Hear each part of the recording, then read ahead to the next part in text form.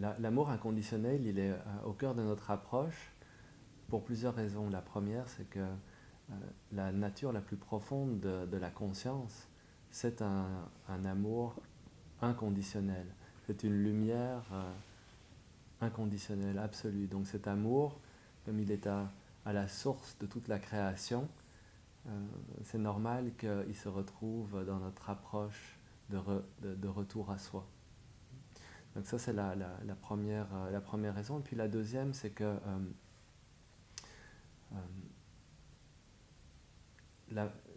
pour vraiment vivre cette présence, cette conscience qu'on est dans notre humanité, de notre point de vue, ça peut être utile de changer le regard qu'on porte sur ce qui est à l'intérieur et que ce soit un regard doux, un regard aimant, un regard de bienveillance et de compassion pour tous ces mécanismes, pour tout ce qui contracte, pour tout ce qui referme, pour tout ce qui semble nous enfermer et nous séparer.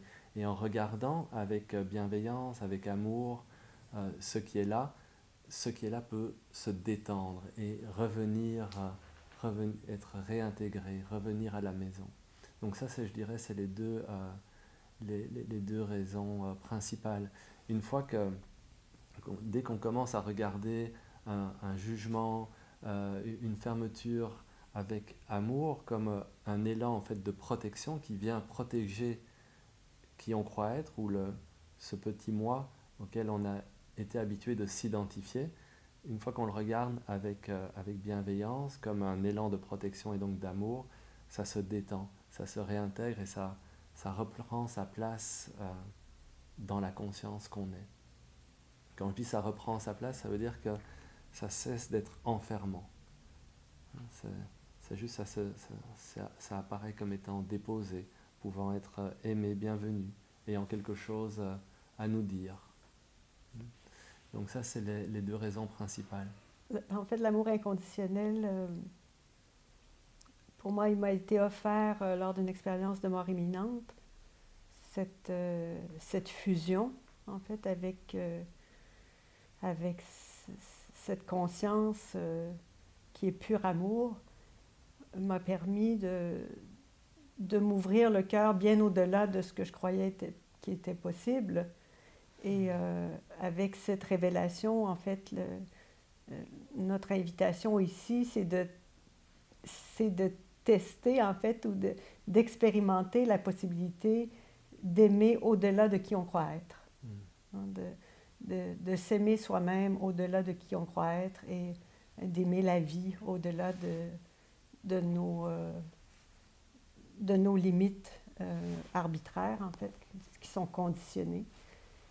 Donc, de regarder ces limites avec sourire, avec compassion et d'oser aimer, déraisonnablement.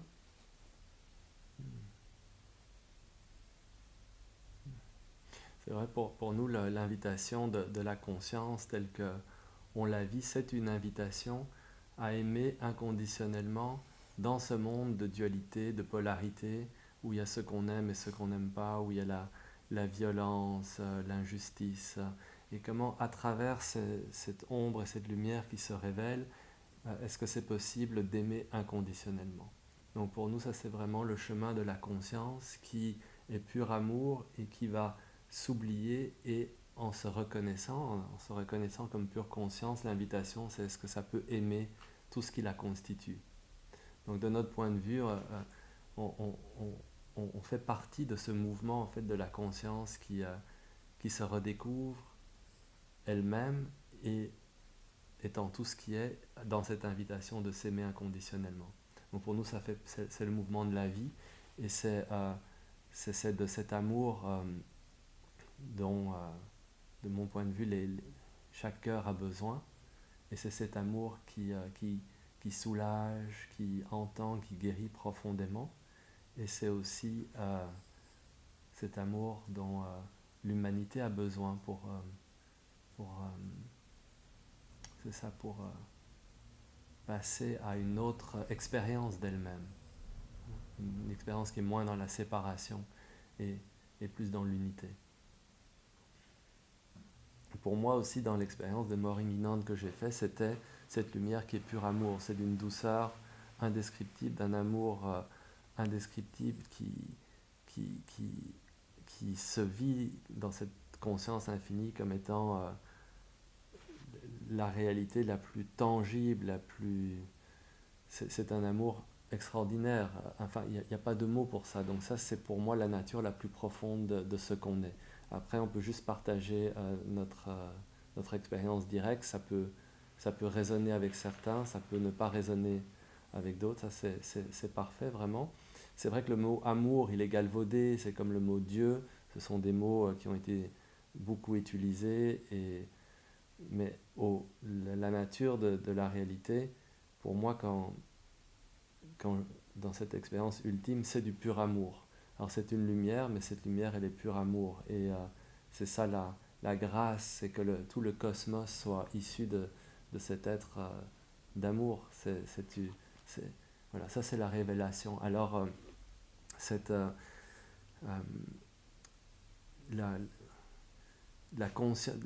la non-dualité, elle pointe pas nécessairement vers cet amour, elle pointe plus vers la conscience qui se reconnaît elle-même, qui arrête d'être identifiée au personnage, au corps, aux pensées, aux émotions, au moi, et elle se reconnaît comme étant ce qui est, c'est l'instant, un espace ouvert, cette essence sans forme, qui prend toutes les formes.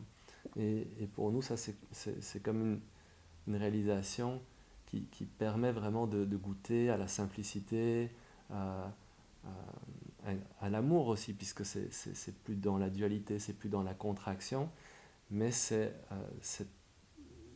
réalisation de la non-dualité, elle est appelée enfin, elle peut s'ouvrir davantage à cet amour. Mais disons que c'est comme une étape intermédiaire qui a l'avantage d'être très fonctionnelle, hein, parce que une fois qu'on a réalisé qu'on est la conscience, ben c'est quelque chose qui ne bouge plus, c'est quelque chose qui est toujours là. On peut vivre des drames familiaux, personnels, les maladies, des émotions fortes. C'est quelque chose qui ne bouge pas, qui est là, qui inclut, qui embrasse. C'est stable, c'est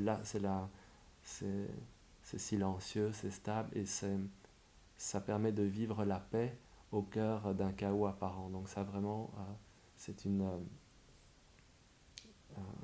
c'est un vrai cadeau en fait de découvrir cette non-dualité, de découvrir cette conscience qu'on est, d'arrêter de se prendre pour qui on croit être, et de découvrir qu'en fait ben, on n'est rien et on est tout, on est juste. Bon, c'est juste le fait d'être, et ça c'est quelque chose qui a toujours été là, qui est là maintenant pour chacun, à part qu'il y ait une identification à certaines pensées, à certains conditionnements qui fait que c'est pas vu.